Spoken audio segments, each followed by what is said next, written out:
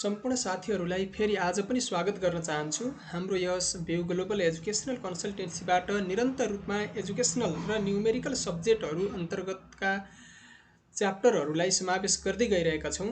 आज पनि फेरि बीबीएस थर्ड इयर अन्तर्गत ट्याक्सेसन एन्ड अडिटिङ च्याप्टरभित्रको लङ च्याप्टर अथवा यानि कि सबैभन्दा महत्त्वपूर्ण च्याप्टर इन्कम फ्रम बिजनेस भन्ने च्याप्टर लिएर आएको छु।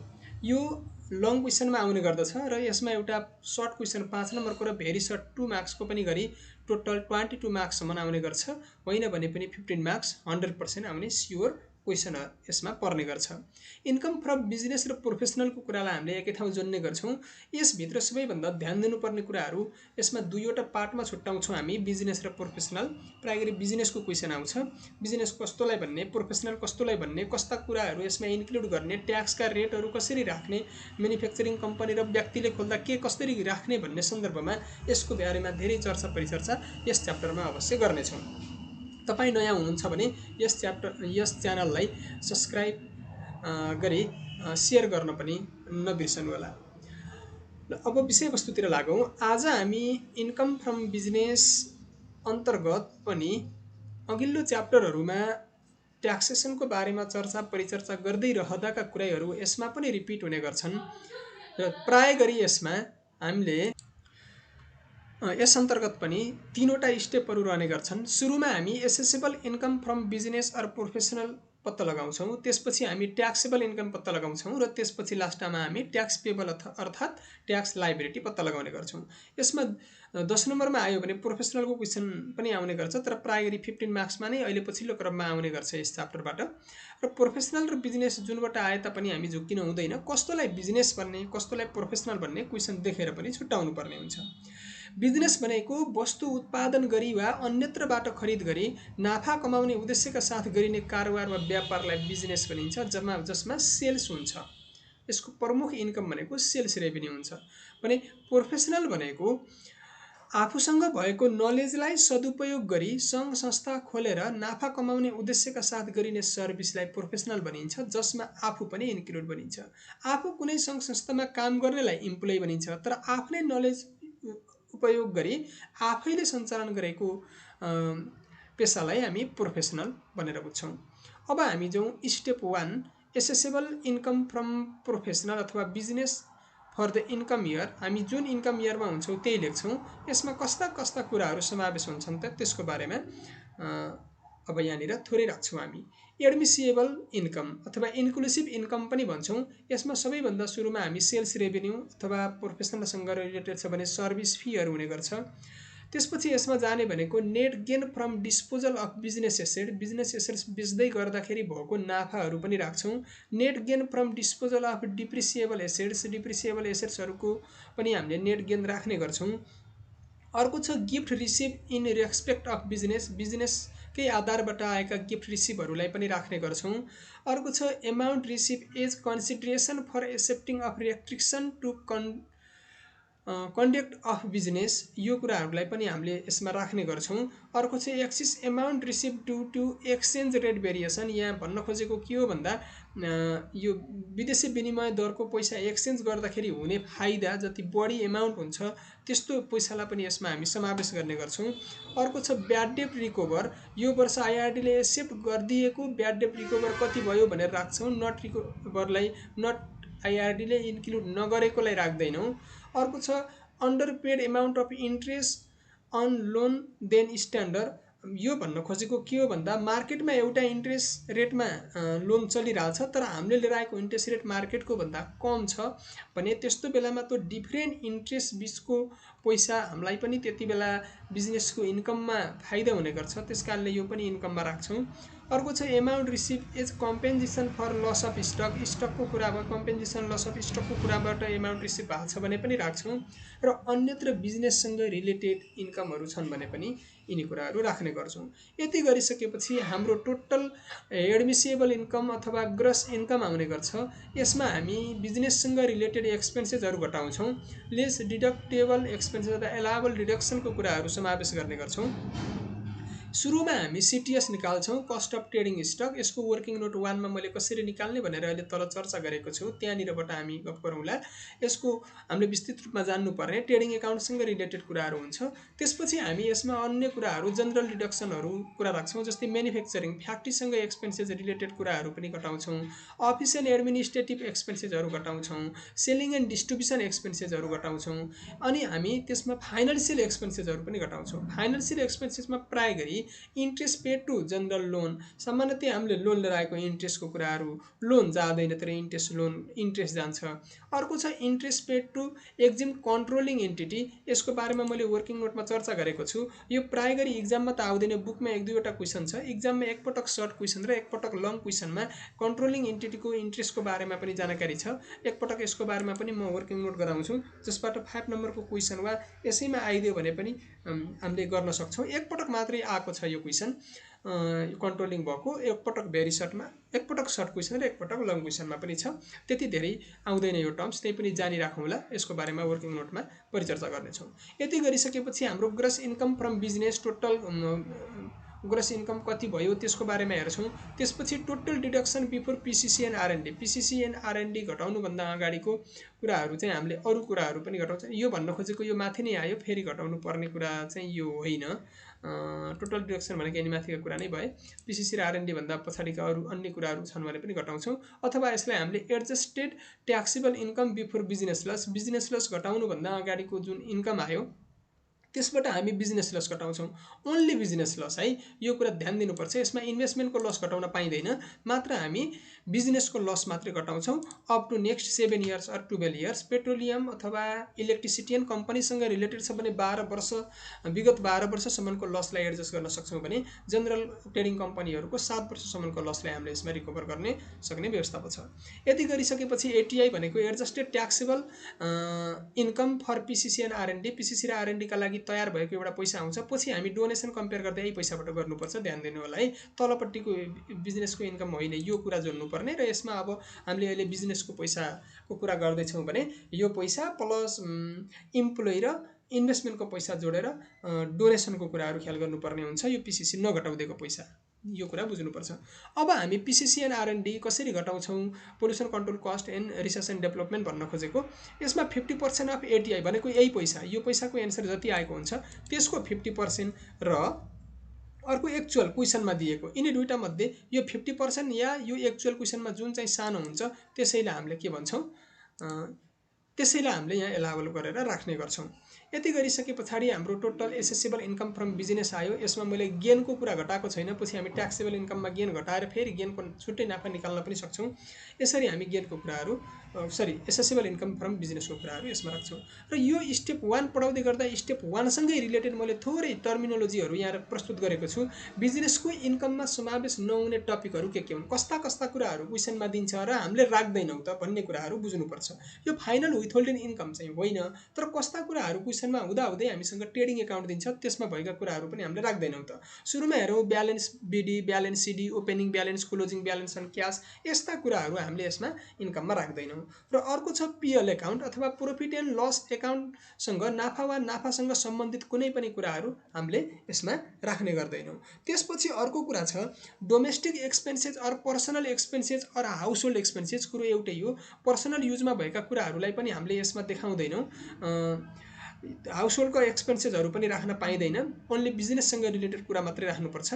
अर्को छ provision for taxation, bad debt तथा प्रोभिजनबाट सुरु भएका आइटमहरू राख्दैनौँ। अगाडि प्रोभिजन भन्ने सुरु छ भने यस्तो provision for taxation, provision for depreciation होइन, प्रोभिजन फर डिभिडेन्ड, यस्ता कुराहरू राख्छौँ भने हामीले तिनी कुराहरू आउँदैनन्। प्रोभिजन भनेको नेटबाट नाफाबाट क्रिएट भएका पोइन्टहरू हुन्। अर्को छ reserve for future loss transfer to general reserve. Reserve र सरप्लसको कुराहरू, प्रोभिजनको कुराहरू नाफाबाट क्रिएट भएको हुँदा रिजर्भ अगाडि लेखेको छ भने पनि कुनै कुराहरू आउँदैनन्। जस्तै reserve for future loss, reserve for general reserve fund transfer to general reserve, reserve for contingency अनि जनरल रिजर्भ, यस्ता कुराहरू आउँदैनन् है, यसको इन्कममा हामी समावेश गर्न मिल्दैन। र अर्को छ refund of income tax. Refund of income tax पनि इन्क्लुड गर्दैनौँ, तर रिफन्ड अफ कस्टम ड्युटी चाहिँ गर्छौँ है, ध्यान दिनुपर्ने कुरा हुन्छ। र अर्को छ फाइन एन्ड पेनाल्टिज अथवा ब्ल्याक मार्केटिङ। यिनी कुराहरू पनि हामीले समावेश गर्न पाइँदैन, यिनी आम्दानीहरू राख्न पाइँदैन। तर फाइन एन्ड पेनाल्टिज भन्दै गर्दा हामीले वाटर एन्ड इलेक्ट्रिसिटीको फाइनल पेनाल्टी चाहिँ राख्ने गर्छौँ, अरूको चाहिँ राख्दैनौँ।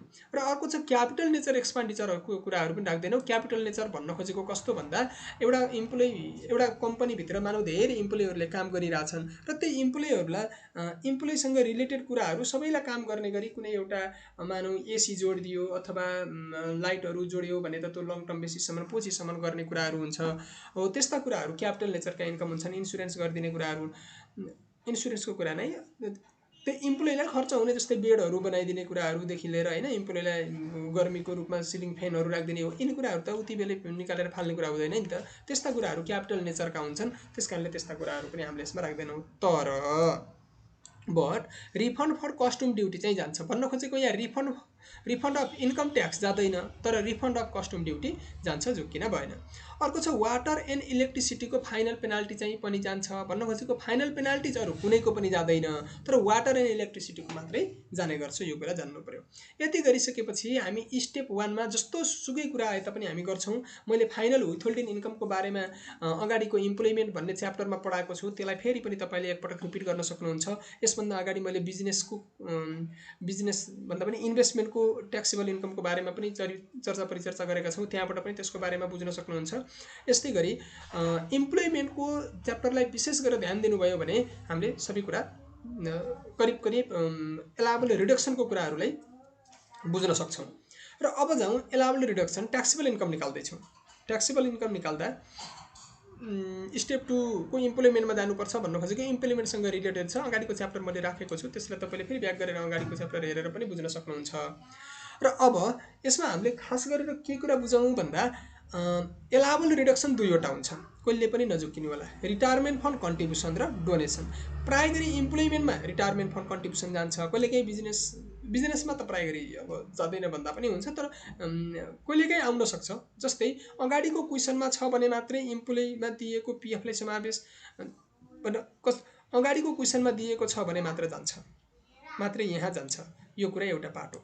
अगाडिको क्वेसनमा दिएको छ भने मात्रै जान्छ। तर यो कुरा भन्न खोजेको के हो भन्दा हामी त बिजनेसम्यान अथवा हामीले कुनै बिजनेसको हिसाब गर्दैछौँ भनेदेखि त्यस्तो बेलामा हामीले यहाँ बुझ्नुपर्ने कुरा के भन्दा इम्प्लोइलाई दिएको प्रोभाइडेड फन्ड समावेश नगर्ने। हामीले बिजनेस गर्दैछौँ, हाम्रो कम्पनीमा अथवा हामीले हिसाब गर्दै गरेको बिजनेस अथवा त्यो बिजनेसम्यानले धेरै इम्प्लोइहरूलाई पिएफ दिन्छ भने त्यो लेख्ने होइन, तर त्यो कुनै व्यक्ति विशेषले सञ्चालन गर्दै गर्दा त्यो व्यक्तिले पाएको यदि क्वेसनमा माथि इन्कममा समावेश छ भने रिटायरमेन्ट राख्छौँ। प्राय गरी यस्तो भएको क्वेसन चाहिँ हुँदैन, भइदियो भने चाहिँ राख्नुपर्छ, नझुक्किने 20% यो अगाडिको च्याप्टरमा भनेको छु 1/3 अनि 20% अफ एनुअल स्यालेरी र 3 लाख मध्ये जुन सानो हुन्छ त्यही राख्नुपर्छ।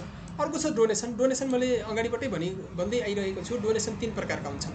रिडक्सन दुईटा मध्ये एउटा रिटायरमेन्ट फन्ड, एउटा डोनेसन। डोनेसन 3 प्रकारका हुन्छन्। एउटा जनरल डोनेसन जसमा 5% हामीले माथिको यो तपाईँको पिसिसी एन्ड आरएनडी यो पैसा प्लस इम्प्लोइ र इन्भेस्टमेन्टको आम्दानी छ भने त्यो पनि जोड्छौँ र त्यो कुरा राख्छौँ जनरल डोनेसनमा 5%। अनि अर्को कुरा त्यसै गरी अर्को हुन्छ रिलिजियस डोनेसन। यो रिलिजियस प्राय गरी पशुपति ट्रस्ट एरिया लुम्बिनी विकास कोष फन्डको कुराहरू दिने गर्छ। यसमा हामी 10% अफ इन्कम अथवा म्याक्सिमम 10 लाख र एक्चुअल मध्ये जुन सानो हुन्छ त्यो राख्ने गर्छौँ। अर्को छ donation to prime minister relief fund. PM भनेको प्राइम मिनिस्टर रिलिफ फन्ड हो। यसमा एक्चुअल डोनेसन नै टोटल डोनेसनको रूपमा हामीले रिडक्सनमा देखाउन सकिन्छ। यो फुल नै राख्नुपर्छ, यो 10% र यो 5% को कुराहरू बुझ्नुपर्छ। अगाडि पनि यसको बारेमा चर्चा गरेका छौँ। विस्तृत नोटेसनको बारेमा इम्प्लोइमेन्टको च्याप्टरमा गएर स्टेप 2 हेर्नुभयो भने बुझ्नुहुन्छ।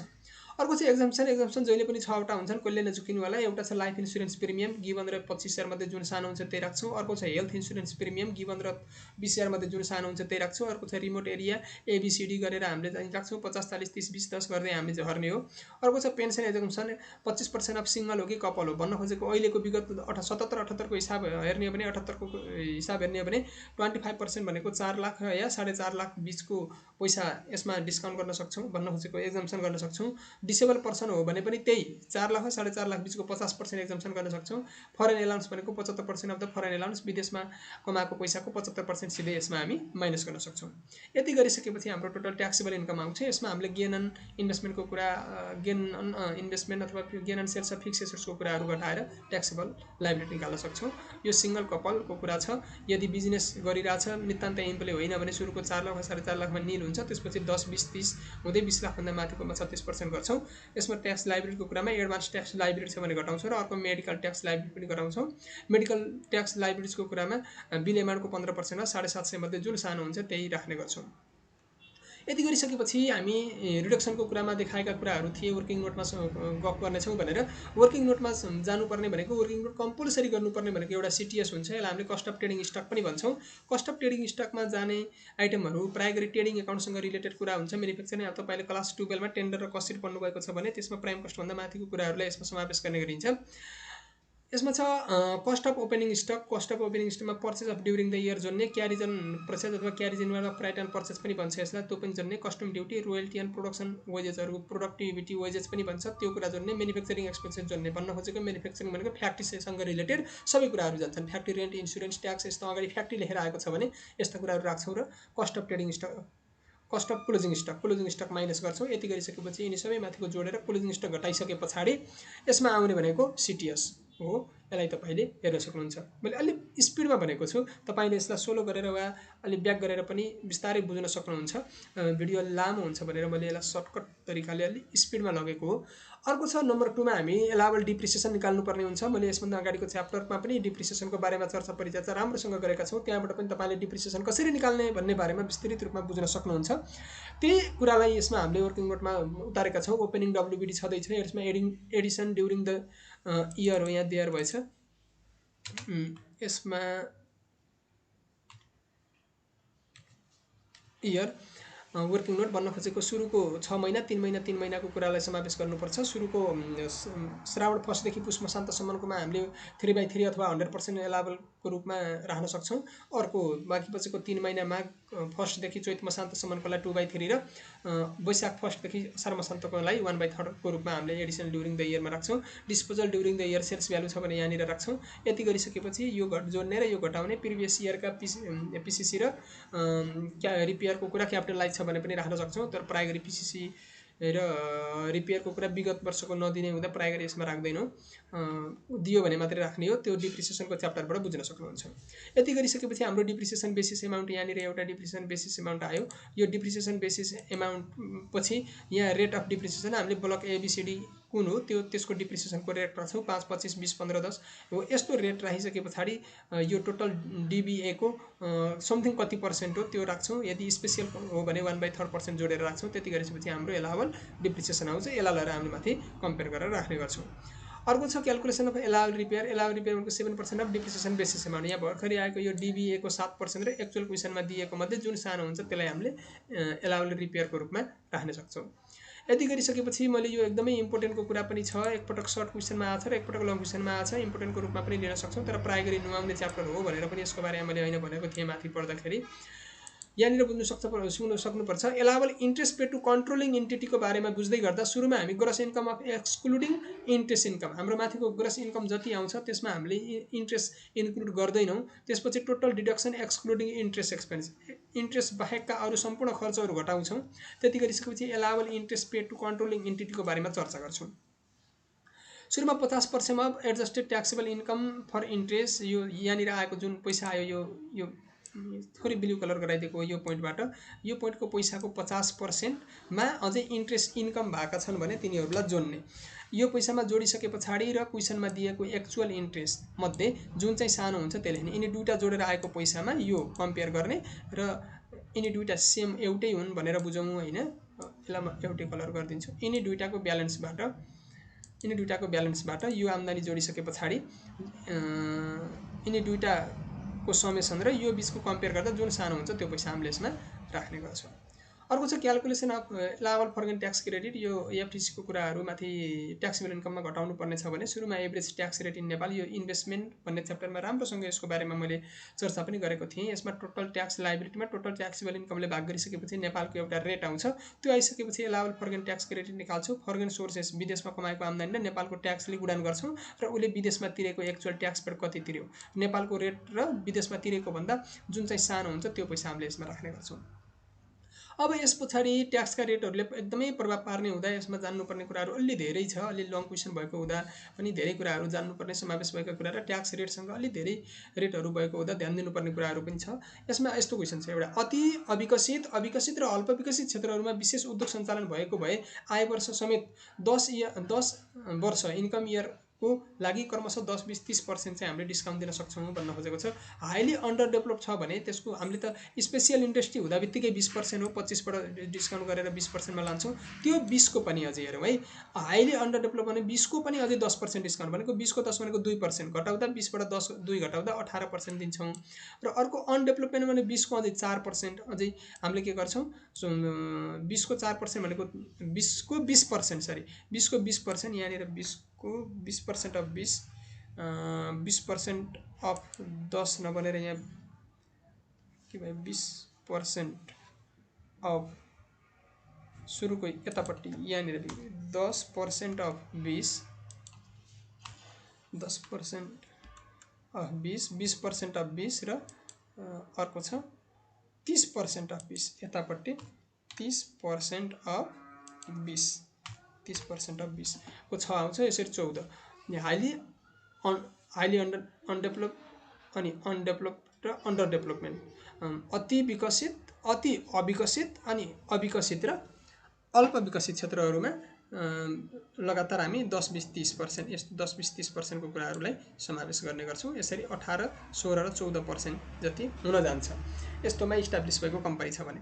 यसको अलावा अझै थोरै जान्नुपर्ने कुरा छ, यदि स्पेसियल कम्पनी वा आइटी इन्डस्ट्रिज को लागि प्रोभाइडिङ गरिने डाइरेक्ट इम्प्लोइडहरूको बारेमा पनि थोरै कुरा गर्न सक्छौँ।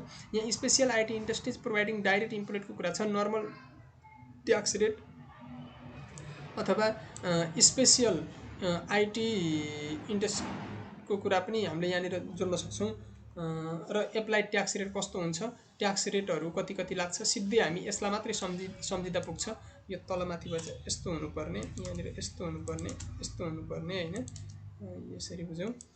यहाँनिर 20 उतापट्टि गएछ र यसलाई पनि यसरी बुझ्दा सजिलो होला। 70% डिस्काउन्ट पाइन्छ भन्ने कुरा हो। यो 16% भयो, अर्को 15% भयो, अर्को 14% भयो। भन्न खोजेको के भन्दा 100 वा 100 भन्दा बढी नेपाली नागरिक एउटा कम्पनी स्पेसियल इन्डस्ट्रीमा इन्भल्भ छ भने उसले 20% चाहिँ डिस्काउन्ट, 20% उसको नर्मल ट्याक्स रेट हुने हिसाबले 20 हुन्, 20 मा पनि उसले 90% मात्रै बुझ्छ भनेको 10% अझै डिस्काउन्ट हुन्छ। भन्न खोजेको 20 को 10% 2 घटाउने 18% एप्लाई गरिदिने, सिधै 18% ट्याक्स लाग्छ 100 वा 100 भन्दा बढी नेपाली नागरिक छन् भने। अर्को छ 300 वा 100 भन्दा बढी तर 300 भन्दा कम हो। 300 वा 100 भन्दा बढी नेपाली नागरिकहरूले उसको कम्पनीमा काम गरिरहेका छन् भने 80% मात्रै एलाउबल हुन्छ। भन्न खोजेको 20 को 80% भनेको 16% मात्रै हामीले ट्याक्सको रेट लगाउँछौँ।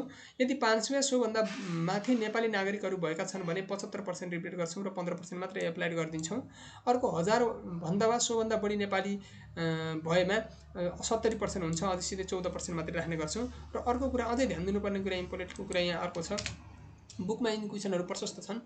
100 वा 100 भन्दा बढी कामदारहरू समावेशी क्षेत्र जस्तै वुमन 33% अनि डाउन रोडेन यस्ता पिछडिएको क्षेत्र, अपाङ्ग यस्ता कुराहरू समावेश गरेर कर्मचारी राखेको छ भने उसले एडिसनमा अझै 10% regret on tax payable amount अझै के गर्छौँ, यो त छँदैछ, यसमध्ये पनि अझै ट्याक्स एमाउन्टको 10% हामीले रिग्रेट गरिदिन्छौँ। जस्तै इम्प्लोइ महिला मात्रै हुँदा 10% रिग्रेट गर्दै जस्तै यो कुरा पनि राख्न सक्छौँ। र अझै अर्को कुरा छ क्यापिटल गेनको कुरा लिस्टेड कम्पनी र अनलिस्टेड नन लिस्टेड कम्पनी अथवा लिस्टेड सेयर र नन लिस्टेड सेयर आउँदा कसरी गर्ने भन्ने हुन्छ। यसमा दुईटा कुरा हुन्छ। एउटा कुरा हुन्छ इन्डिभिजुअलको कुरा। इन्डिभिजुअलमा के हुन्छ भन्दा यदि लिस्टेड कम्पनी हो भने 1.5 नभएर 15% हुन्छ, नन लिस्टेड हो भने 10% हुन्छ। अनि इन्टिटी अथवा कम्पनी, इन्टिटी र कम्पनी यसलाई गरौँ, इन्टिटी र कम्पनी भन्नु एउटै हो। यदि यो हो भनेदेखि उसले यतापट्टि 10 यो यस्तो क्रस हुन्छ। नन लिस्टेडमा इन्डिभिजुअलको 10 भयो जस्तै यसको लिस्टेडमा कति हुने गर्छ 10 हुने गर्छ। यिनी कुराहरू राख्ने गर्छौँ। र यसको अलावा थोरै मैले अझै थोरै केही कुराहरू यहाँ जोडेँ। पर्सनल रूपमा गरेको प्रोफेसनलमा सिङ्गल र कपलको बेसमा ट्याक्स लाग्छ। माथि मैले भने नि कुनै व्यक्तिले गरेको कुरा हुनु भने सिङ्गल कपल सुरुको 4 लाखमा यति, अनि 4.5 लाख, सरी 2 लाख, अनि 13 लाख भन्दै जान्छौँ। अर्को छ कामदार। कामदार यो माथिको कुरा यो टेबलमा जसरी व्याख्या गऱ्यौँ त्यही अनुसारको कामदारको रेट मिलाइएको छ भने अगाडि यो माथि टेबलमा डिस्कस गर्ने अनुसार ट्याक्सको रेट लगाउनुपर्छ भन्न खोजेको हो। र तर कम्पनी मात्रै क्वेसनमा छ भने, कम्पनी मात्रै छ भने त्यसमा 25% लाग्छ। तर manufacturing company, special economic zone, SEZ आयो भने 20% को पनि या 50%, यानि कि 10% ट्याक्स लाग्ने। 20 को पनि स्पेसियल भन्दा बित्तिकै 20, यसको पनि अझै कति पर्सेन्ट डिस्काउन्ट हुँदो रहेछ सिज एरिया भन्यो भने सिधै हामी 50% रिबेट गरिदिन्छौँ, डिस्काउन्ट गरिदिन्छौँ, अथवा त्यसको छुट गरिदिन्छौँ। 50% भनेको 20 को 50 भनेको त 10% मात्रै भयो, यानि कि हामी 10% मात्रै एप्लाइड गर्छौँ। फाइनल विथहोल्डिङको बारेमा अगाडिको इम्प्लिमेन्ट च्याप्टरबाट टिप्पण गरी पढ्न सकिन्छ। यहाँ उल्लेख गरिएन भन्न खोजेको अगाडिको इम्प्लिमेन्ट च्याप्टरमा यसको बारेमा चर्चा गरिएको छ, त्यसबाट पनि तपाईँले फाइनल विथहोल्डिङ इन्कमहरू के हुन् भनेर पढ्न सक्नुहुन्छ। फाइनल विथहोल्डिङ इन्कम बिजनेसको लागि, इन्भेस्टमेन्टको लागि र इम्प्लोयरको लागि सबैका लागि सेम हुने गर्छन्, त्यसरी बुझ्न सक्नुहुन्छ। तपाईँलाई कुनै यसबारे अझै चर्चा परिचर्चा गर्नुपर्ने केही कुरा छुटेका छन्, कुनै क्वेसनमा डाउट लागेको छ भने कमेन्ट बक्समा कमेन्ट मजासँग लेख्नु होला, मैले त्यसको गुनासो मेट्ने प्रयास गर्नेछु भन्दै आजको यस इन्कम फ्रम बिजनेसको च्याप्टरलाई यहीँनिर अन्त्य गर्दै तपाईँले आफ्ना साथीहरूलाई पनि सेयर गर्दै र सहयोग गर्नुहोला भन्दै आज यहीँनिर अन्त्य गर्न चाहन्छौँ। हस्त नमस्कार।